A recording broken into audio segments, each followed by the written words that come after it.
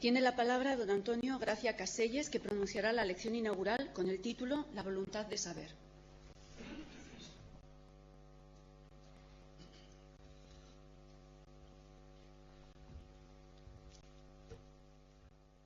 Buenas tardes, dignas autoridades, amables ciudadanos.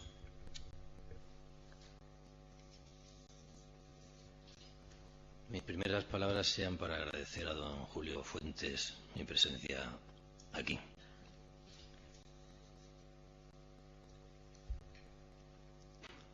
Todos sabemos que Adán y Eva fueron expulsados del paraíso porque se acercaron demasiado al conocimiento. Y también que Sócrates fue condenado a beber la cicuta por intentar hacer pensar a los atenienses. Quizá no sea conocido de todo el mundo que en Egipto Tahotep decretó que ningún hijo supiera más que el padre, con lo cual intentaba estancar el conocimiento.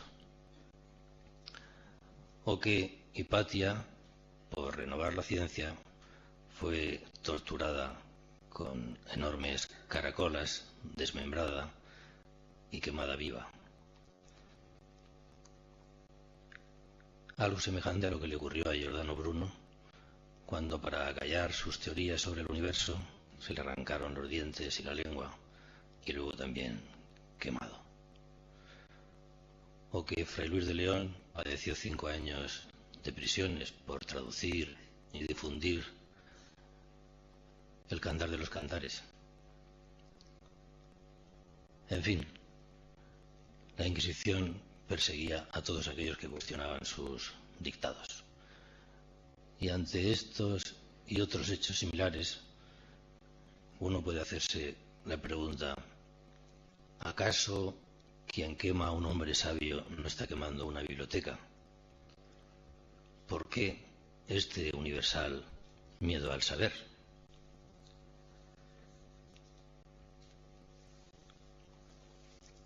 Suele olvidarse que uno de los grandes momentos catastróficos de la historia es la promulgación del índice de libros prohibidos. ¿Cómo es posible que el libro nacido para iluminar nuestro entendimiento fuera perseguido y condenado a la hoguera como si de un exorcismo a cualquier diablo se tratara? La verdad es que el libro es el notario de la historia y por lo tanto refleja los aciertos, pero también los errores de quienes gobiernan. Esa condena del libro, Voltaire la achacaba, dice él, a que el saber disipa la ignorancia, que es la gran aliada del poder. Y Petrarca afirmó que el poderoso solamente desea que desaparezca el saber. Confucio fue el primero que dijo que lo que importa, lo que es meritorio, es el conocimiento y no la clase social a la que se pertenece. Por eso escribió que donde hay educación no hay sumisión, que hoy traduciríamos algo así como que donde hay cultura no hay dictadura. Y tal vez ese sea el motivo por el cual los gobernantes dan la felicidad de pan y circo, aquella de la que hablaba Juvenal, para acallar a la muchedumbre, para contentarla y no vean sus manejos, por decirlo así. De todo esto, Rousseau deduce una consecuencia, y es que el hombre nace libre, pero permanece esclavo en todas partes, de donde nosotros podemos deducir que la verdad es que en cualquier lugar y en cualquier tiempo solamente es libre aquel que sabe y aprende a elegir y transforma eso que llamamos destino en voluntad. ¿Cuál es la voluntad del hombre histórico? El origen del hombre tiene un punto de partida creciente y es la conciencia de la mortalidad de cuanto existe y también la concienciación de que debía legar cuando aprendiese a sus descendientes, entre otras cosas, para dejar constancia de la propia vida y también para facilitar las vidas de quienes viniesen tras ellos. Hace 1 millón de años que comenzó un balbuceo universal y un centenar de siglos que ese balbuceo fue convirtiéndose en modos de escritura. Los signos en las cavernas, la propia palabra, su divulgación en diferentes idiomas, la imprenta. Se trataba de imprimir cuanto se sabía, como digo, y al mismo tiempo de darlo a conocer. Extraña que el buen monje Ambrosio abandonase la lectura oral en voz alta para dedicarse a la lectura silenciosa, es decir, sin gesticulación, porque así, en lugar de leer un libro, en el mismo tiempo leía 4, con lo cual aumentaba sus conocimientos y podía sacar mejores conclusiones. Extraña que Gutenberg pusiese en papel todo cuanto los humanistas descubrían en los monasterios y sacaban del pozo de la antigüedad. Nuestro mundo es la herencia de ese saber, y ese saber tiene la voluntad del aprendizaje. De nada serviría el esfuerzo de los antepasados si no intentáramos no solamente apropiárnoslo, sino renovarlo. De ahí que somos la consecuencia del saber que adquirimos. Kant dice, somos nosotros los constructores de nuestra realidad. Y alterando un poco a Ortega podríamos decir, yo soy yo porque soy yo quien crea mis circunstancias. Porque las decisiones no deben ser cosa de las circunstancias, sino voluntad nuestra, confirmación de nuestros deseos. Ahora bien, ¿ejercitamos nuestra voluntad o nos dejamos mover por esos hilos de una araña inescrutable que nos hace colocarnos en dilemas que a veces solucionamos sin haber pensado, porque nos falta quizá calidad de pensamiento?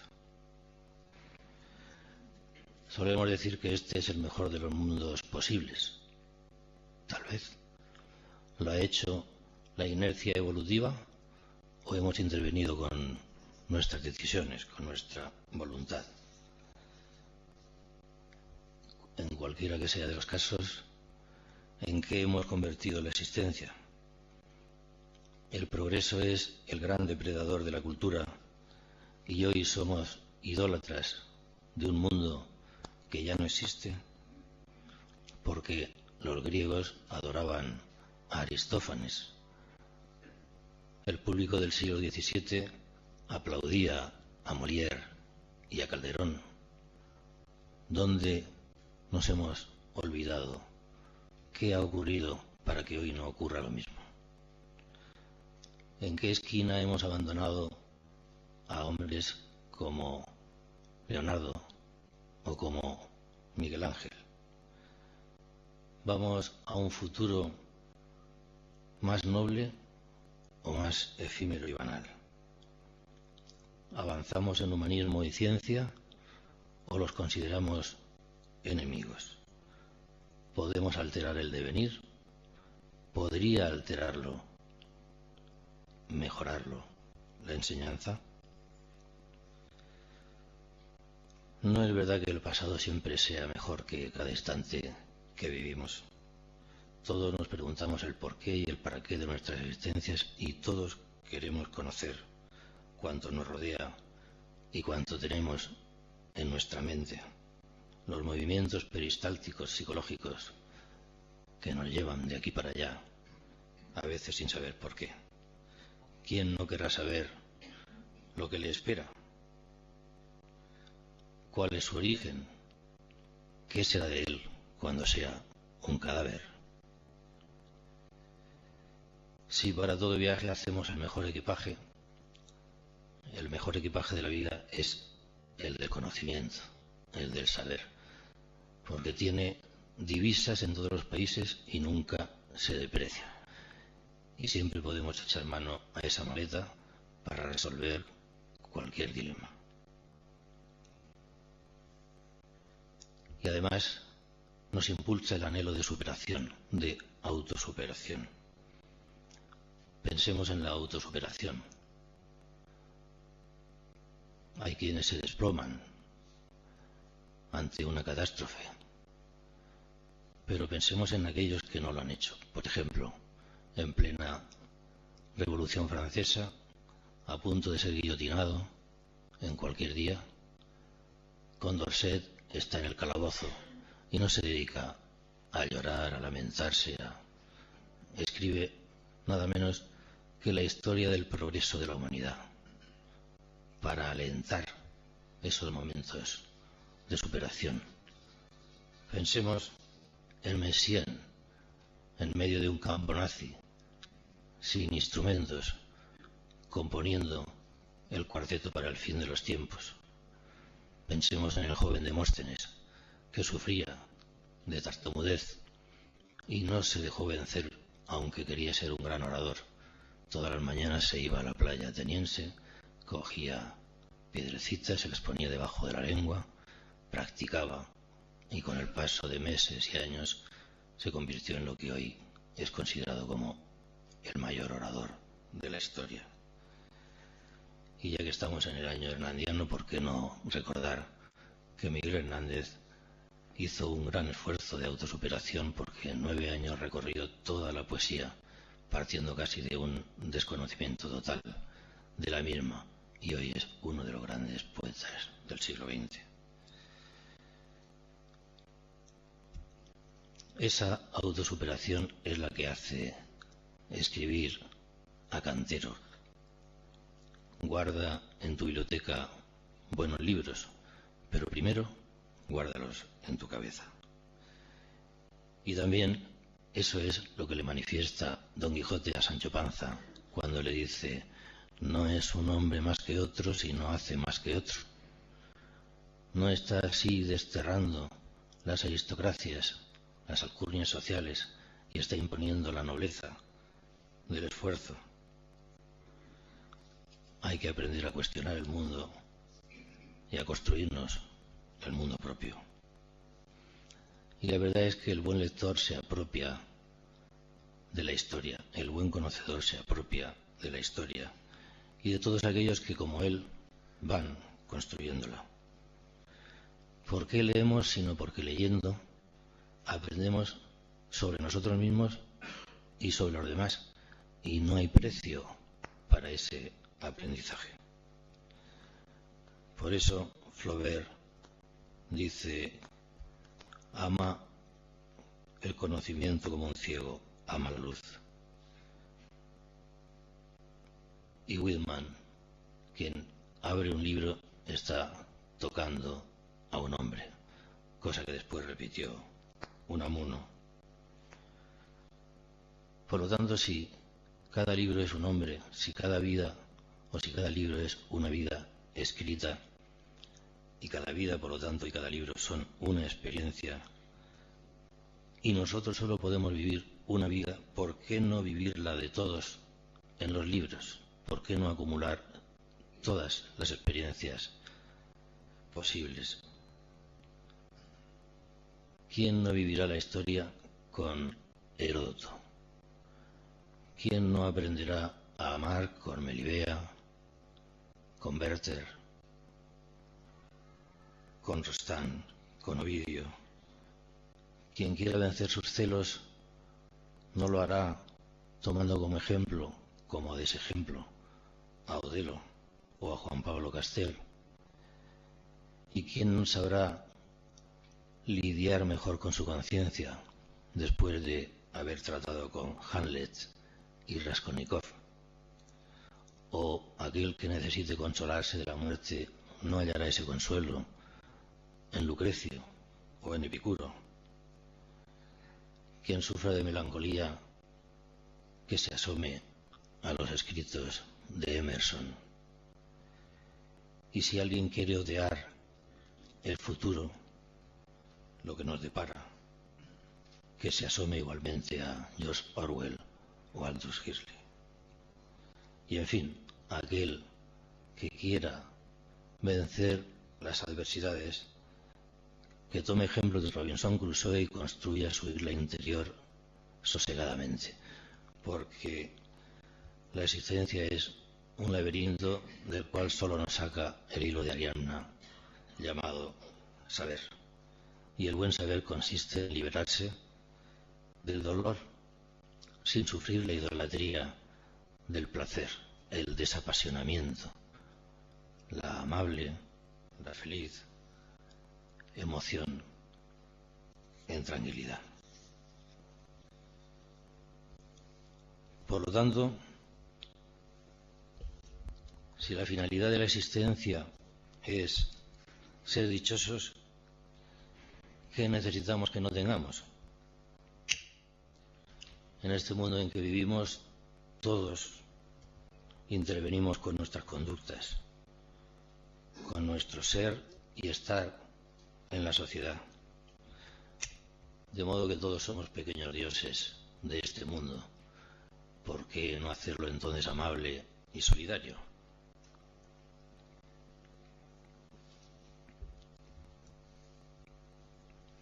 ¿Por qué no hacerlo amable y solidario con aquello que nos cuesta poco coger, que es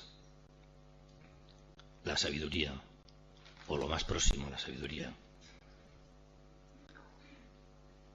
Reconozcamos una primera ley.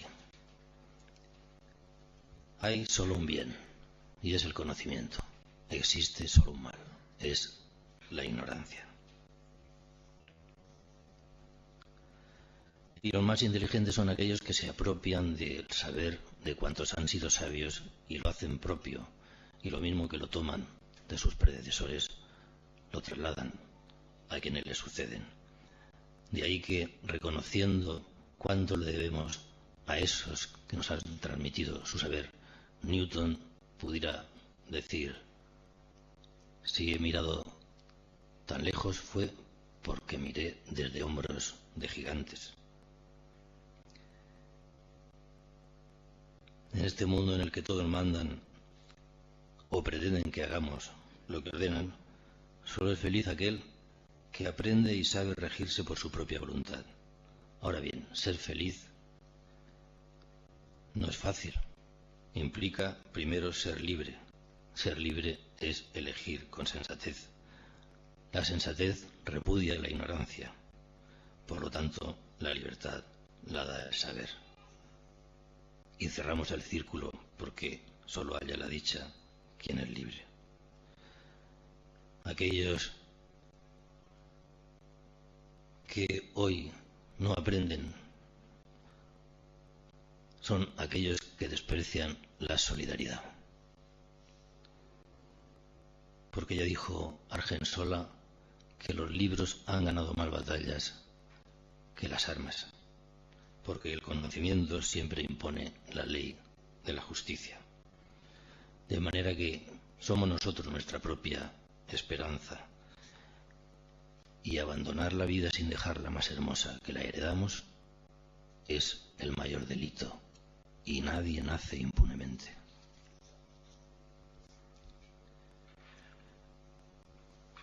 Si todo nuestro mal proviene, como dice La Bruyère, de nuestra incapacidad para estar solos, no hay, por lo tanto, mejor amigo que un buen libro que nos hace compañía cuando queremos y se calla si queremos el silencio. La verdad es que en la sociedad en la que vivimos hay pocos placeres como el de leer, el de conocer, el de plantearse enigmas y resolverlos. Considerando que el mayor enemigo del hombre es la congoja de no encontrarle sentido a la existencia, pocas ayudas como la de esos escritos que nos hacen ver que los demás fueron como nosotros y nos hacen ver que queremos que los que vengan no sean como nosotros, sino mejores. Y ese es el motivo por el cual, a pesar de las torturas, de las persecuciones, de los ostracismos, el hombre se sumerge entre legajos, pergaminos, para que el universo sea comprendido con la razón y con el corazón, y la vida sea un mundo solidario. Seguramente por eso Quevedo prefirió retirarse del mundanal bullicio, como él dice, con pocos pero doctos libros juntos. Igual que casi por los mismos años, Descartes dice que prefiere hablar con las plumas egregias del pasado, es decir, leer. Lope de Vega, que había llevado una vida tan llena de amoríos, al final de sus años escoge como amantes 2 libros, 3 pinturas, 4 flores, es decir, el sosiego. Si queremos aprender de nuestro propio yo, ahí están Montaigne y Dostoyevsky y Stendhal y Proust. Y si queremos conocer la sociedad, también están ahí, por ejemplo, Víctor Hugo, Dickens, Galdós, aunque seguramente nadie ha descifrado el múltiple rostro del ser humano como William Shakespeare. Todos sus personajes son personas intemporales y de todo tiempo. Y en ellos nos vemos retratados con nuestros anhelos y nuestros fracasos. Y si no fuera suficiente, ¿qué hay de esos otros libros que son cuadros, esculturas, monumentos? ¿Qué son sino puñados de materia humana desgajada del tiempo y esperando reencarnarse en nuestras mentes? ¿Quién no descubre, por ejemplo, un universo heroico cuando empieza el si bemol mayor de la tetralogía wagneriana? ¿O quién no siente los místicos acordes del firmamento al escuchar, por ejemplo, el tercer movimiento de la novena de Beethoven? ¿O quién no ve sus propios infiernos al contemplar el jardín de las delicias de Del Bosco? Y también tenemos el otro libro de la naturaleza, ese que desde el amanecer hasta el ocaso nos brinda la luz de lirio y rosa. Y aquellos que condenan los libros porque dicen que son inútiles, que no están cerca de la realidad, o que son un lujo, pregúntense si el estallido de Hiroshima ha creado más conciencias críticas, ha despertado más conciencias que la libertad guiando al pueblo de Delacroix o los comedores de patatas de Van Gogh o el mismo himno a la alegría, aunque para comprenderlo hay que conocer el momento en que se creó. ¿Cuántos hombres han compendiado el mundo en sus palabras, en sus cuadros, en sus partituras? Y quién supiera cantar las excelencias de esas obras. Imaginemos los esforzados ojos de quienes se dedican a escribir, a pintar, a componer, y cómo el lector, el contemplador, el oyente, sorbe, vampiriza aquello casi sin darse cuenta. Ellos son quienes trazan una y otra vez, a pesar de los obstáculos, la verdad tantas veces mutilada en la historia.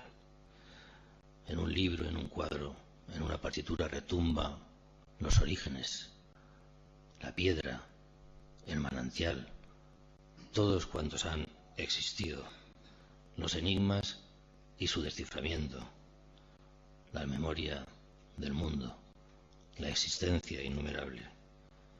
Una existencia innumerable que sólo resucita cuando se contempla, cuando se escucha o cuando se lee, y que trasladamos lentamente hacia la posteridad.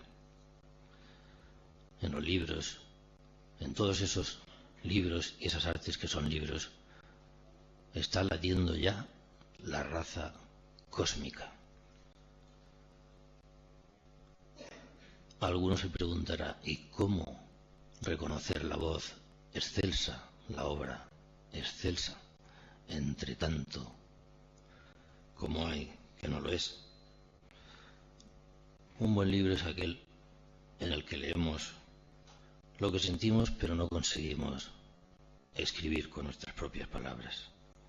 Es solo aquel que necesitamos que no se acabe y del cual salimos más inteligentes de nosotros y de los demás. Y sobre todo es la más poderosa arma pacífica, porque no destruye, sino que construye.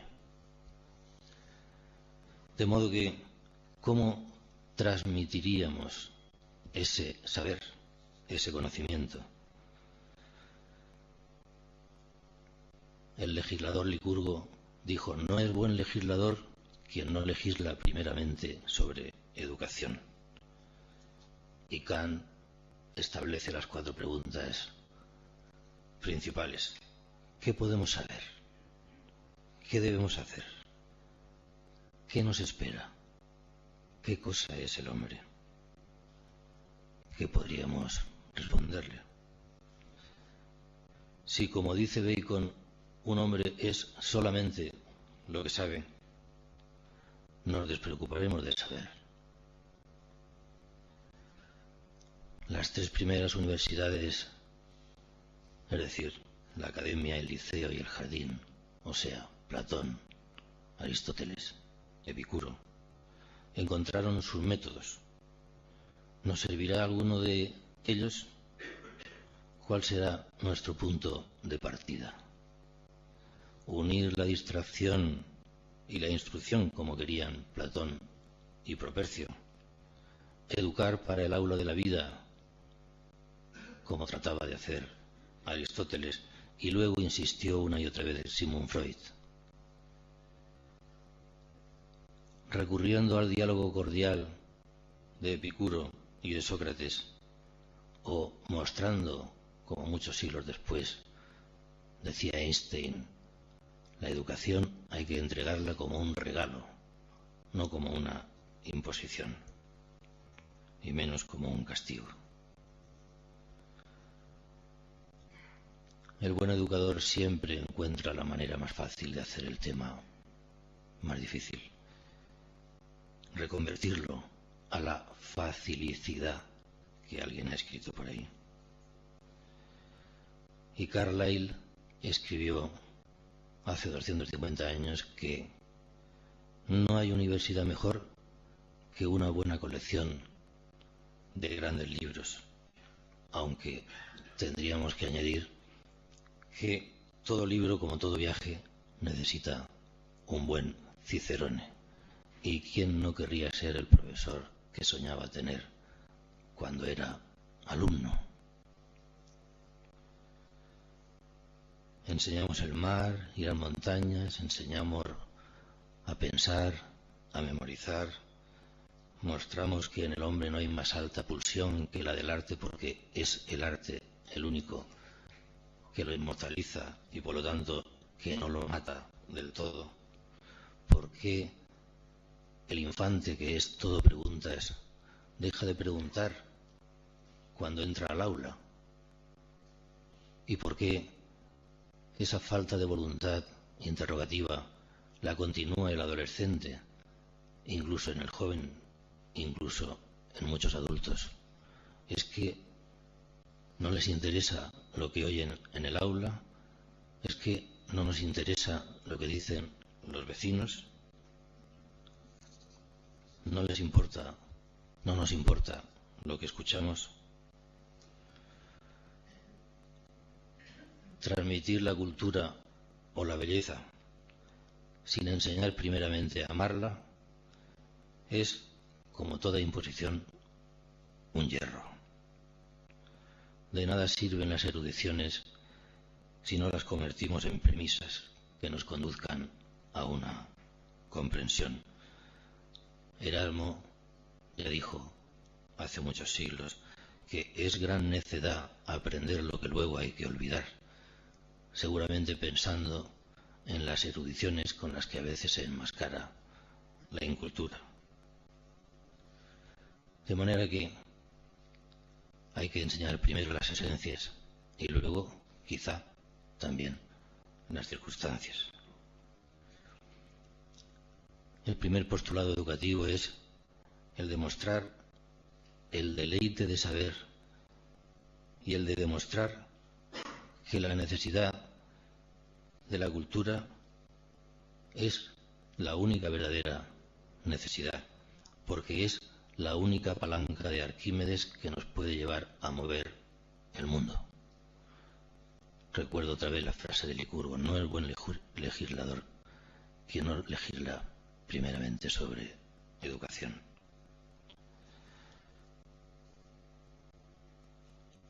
Aquellos que pretenden acabar con la cultura olvidan que el ansia de aprender, que la voluntad de saber del hombre, aunque a veces no se dé cuenta, es tan poderosa como el instinto de supervivencia, porque el hombre necesita desarrollarse, necesita crear, necesita convertirse en otras cosas, prolongarse, ir más allá del paréntesis de nacimiento, muerte, y eso solo se consigue sabiendo, acumulando, concluyendo. Y no es una afirmación gratuita si consideramos lo que decía Dante, que el saber es una necesidad de encuadernar el universo, considerándolo un libro que, por cierto, Galileo decía que sólo podía entenderse con el lenguaje de las matemáticas. Además, el saber nos descubre nuestra propia identidad, nuestro propio nombre íntimo, y por eso resulta extraño que Alejandro Magno, entre conquistas, batallas, sangres, sudores y lágrimas, releyese la Ilíada y la Odisea, ávido de conocimiento como buen discípulo que había sido de Aristóteles. ¿Os resulta extraño que Lucrecia Escarcha, en el siglo XVI, una prostituta errante, escondiese entre sus faldas ejemplares de Homero, de Virgilio, de Petrarca, para, en sus momentos de descanso, intentar comprender su penoso vivir?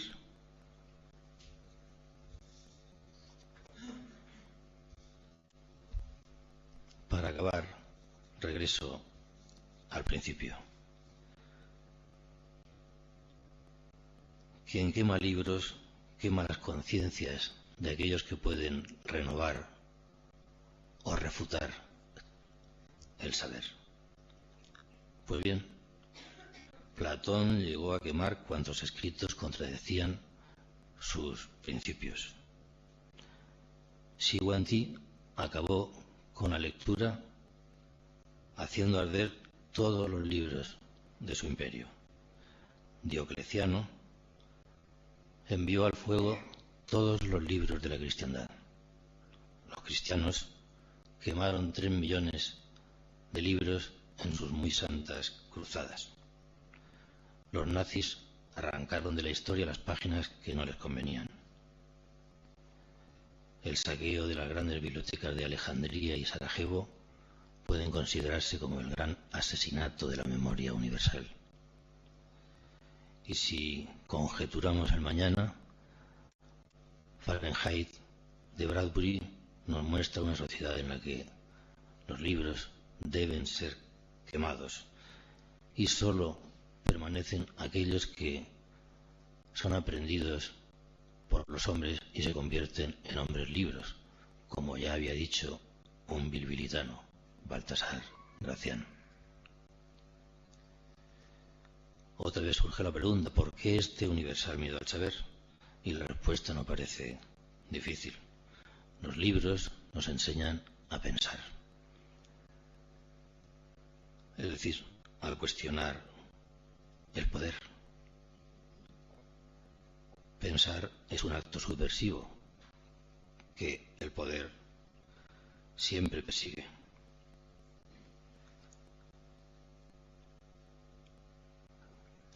Por otra parte, otra pregunta quizá paradójica. ¿Por qué los constructores del futuro y quienes quieren la verdad total, absoluta, afrontan las torturas, las persecuciones, las muertes? La respuesta tampoco parece complicada. Queremos ser felices, por lo cual debemos aprender a convivir con nosotros mismos y con los demás. Y no se puede convivir con uno mismo ni con los demás si no se sabe cuantas más cosas mejor, porque elegir no es entre aquello que nos impongan, sino que nos impongan elegir entre lo que no queremos. De manera que en una democracia el error, como el acierto, también lo legitima el ciudadano. Y si el pueblo se equivoca, ¿quién podrá derrocarlo? ¿Quién podrá sustituirlo? Se convertirá en la más detestable dictadura. De modo que no hay pensamiento innecesario, sino que todo conocimiento nos es preciso. El saber nos ayuda a salvarnos de todos los naufragios. ¿No es, por lo tanto, causa causal la educación? ¿No nos debemos al conocimiento? Si yo tuviese que partir la historia en dos mitades, no lo haría consecutivamente, sino en dos líneas paralelas que se han ido cortando y que han producido las grandes violencias y masacres de la humanidad. Una sería la de aquellos que intentan establecer y restablecer el saber. Por ejemplo, Alfonso X el Sabio trasladó, salvó todo el saber que había desde la antigüedad hasta la Edad Media, no solo a España, sino a Europa. Bernardino de Sahagún, ante lo que contemplaba en las Indias, se dedicó a copiar y hacer copiar a indios que él mismo había enseñado a escribir cuánto se estaba quemando, destruyendo para acabar con la civilización azteca, y solo conocemos lo que él salvó.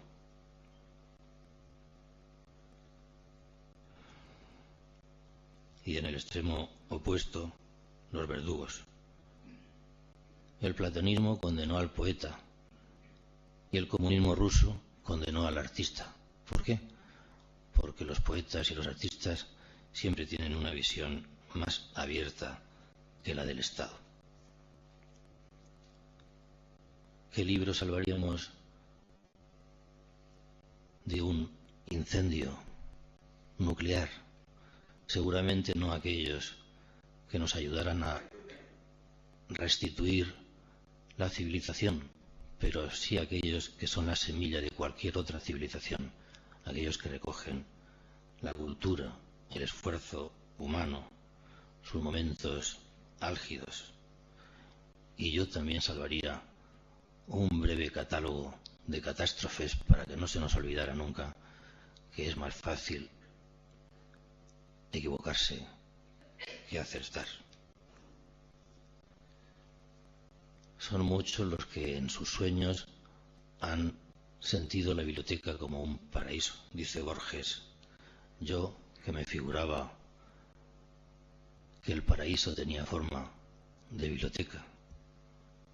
Oso dice, para ser feliz, haz que tu casa sea una biblioteca. Cicerón, si tienes biblioteca con jardín, todo lo tienes. Kempis, solo he encontrado la felicidad en un rincón, al lado de un buen libro.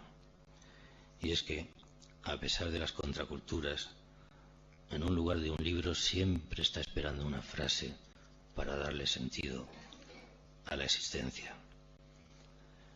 Pero no quiero terminar sin añadir, ¿qué podría decirle yo a un estudiante?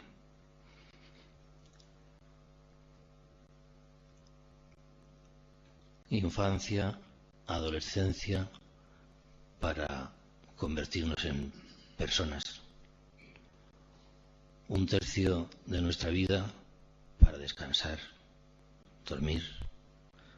Otro tercio para el trabajo. ¿Qué hacemos con el otro tercio? Es decir, con 175.200 horas. La mayoría de ese tiempo deambulamos parlanchineando sobre cosas que en realidad no nos importan.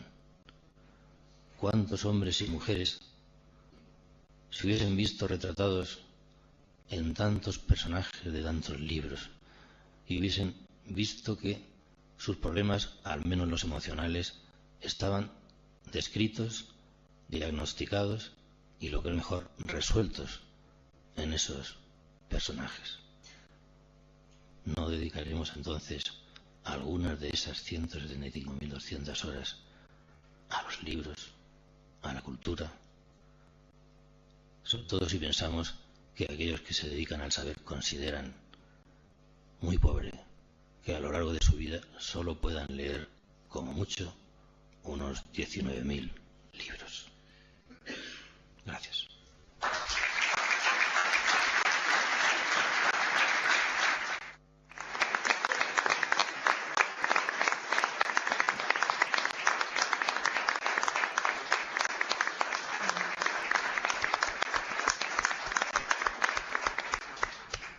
Muchas gracias. Tiene la palabra el señor director, don Julio Fuentes Losa.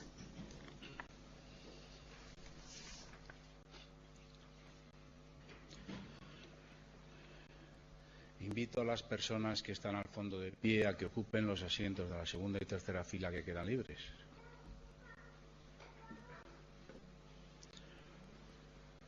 Señora vicerrectora de Relaciones Internacionales de la UNED, señor presidente de la Junta Rectora, señor alcalde, señor director general de Enseñanza Superior, concejales, concejalas y concejal, general director de la Academia de Logística, profesoras y profesores, estudiantes, señoras y señores.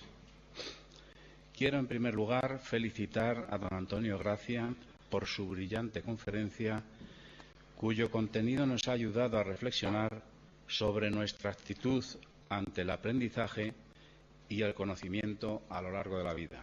Muchas gracias, Antonio.